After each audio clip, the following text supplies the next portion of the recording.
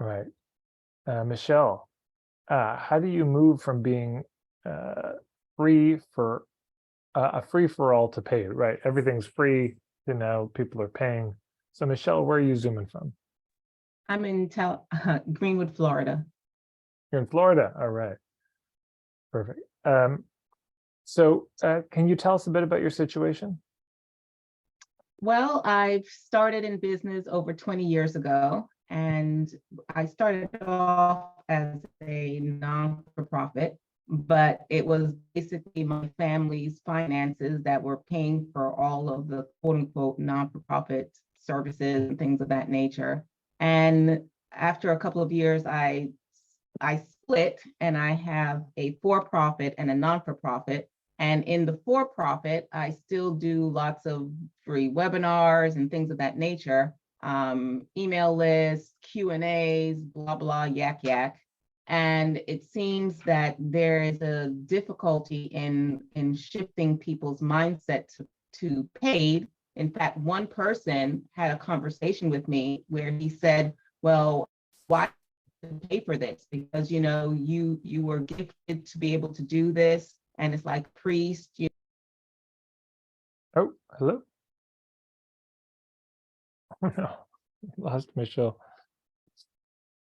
Okay, but let me start riffing on this. Hopefully Michelle will be back to join us, and we'll be able to see the recording.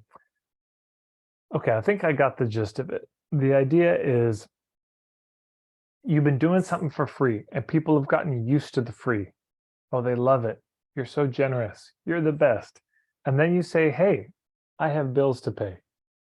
And oh shit, the entitlement comes out. The rage comes out. How dare you charge? How dare you want to make money? And all the Yes, rationalizations come out. Are you here, Michelle? yes. I'm sorry. I thought by just turning off my video, my internet would be able to hold, but it still goes in and out. Sorry about that. That's okay. So it sounds like I'm getting the picture of it. Yeah. Yes. Okay. Right. And then, yeah, they rationalize it and they say, well, but you're a healer and this is a gift. This is a gift from God. And who are you to charge? And medicine people, they don't charge. Nobody pays money for this kind of work. And so you're not only a terrible person, but you're spiritually ignorant. All of this. So there's a few things.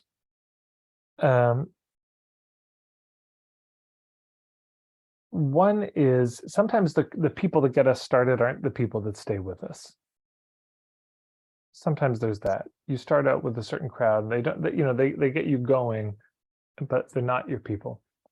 Second, there's certainly a boundaries thing. Whenever you get that smack of entitlement from people, I just think there has to be a very firm no. This happened in my Facebook group, where in my Facebook group, we use there's a @everyone tag to notify people. And we use it pretty liberally because when we were posting stuff without it, nobody saw it. And I just thought this Facebook group is useless to me and to anyone. Like this just has no utility. It's like we're posting things to nobody at all. And why is any of us here at that point? So we started using that tag more often. And I wasn't the one doing it.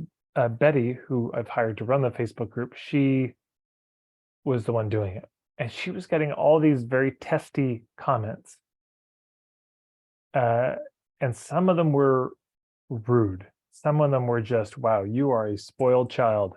And a little bit of, this snap entitlement thing.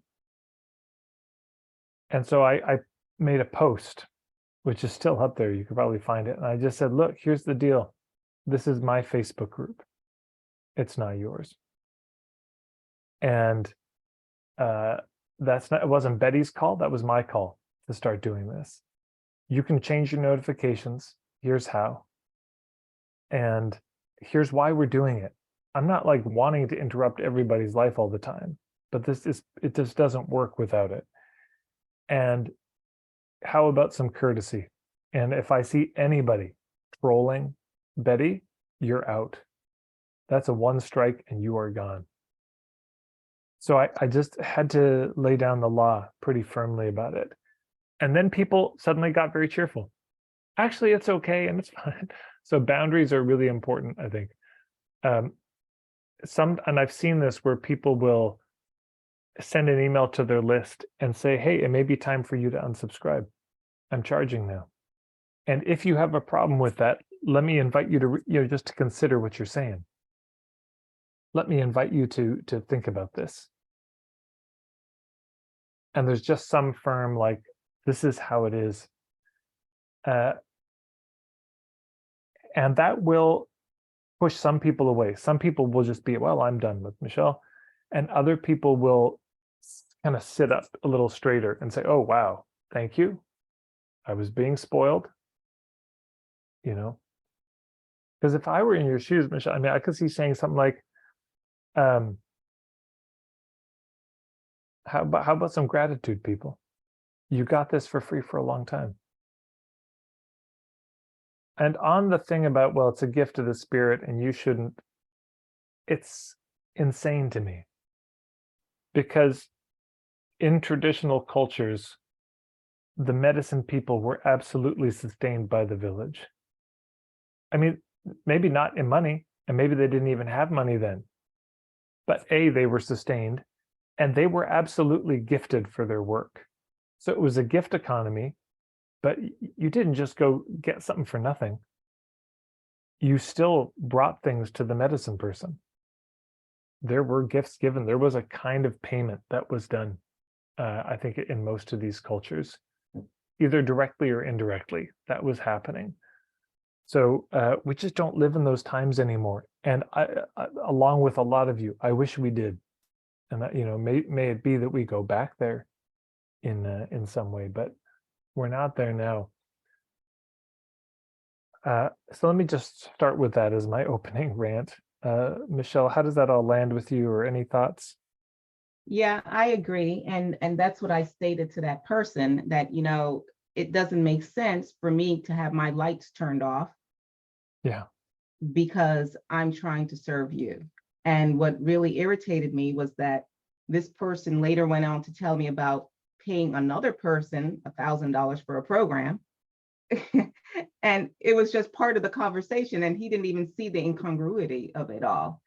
So what I like what you said in terms of sending out an email, because what I had done is I just started discontinuing certain things. But I think I need to set out like a notification email saying, I am no longer going to be doing blah, blah, blah for free.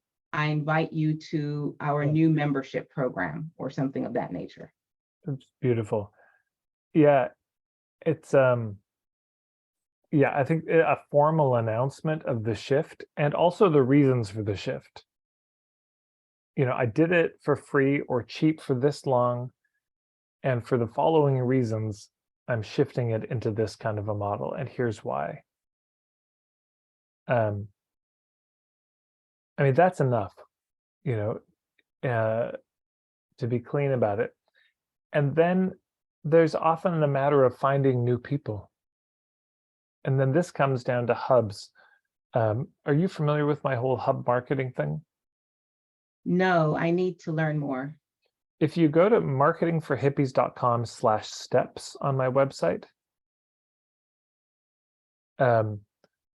you go to the bottom of that, step 5, you'll see hub marketing, and there's a bunch of free resources around hub marketing that you can check out. But basically the idea of, okay, the kind of people you'd love to work with, where do they hang out? Who's already connected to them, and building those relationships. That's the thing I would most suggest there. Thank you. Hey, you're welcome. Thanks for coming, Michelle.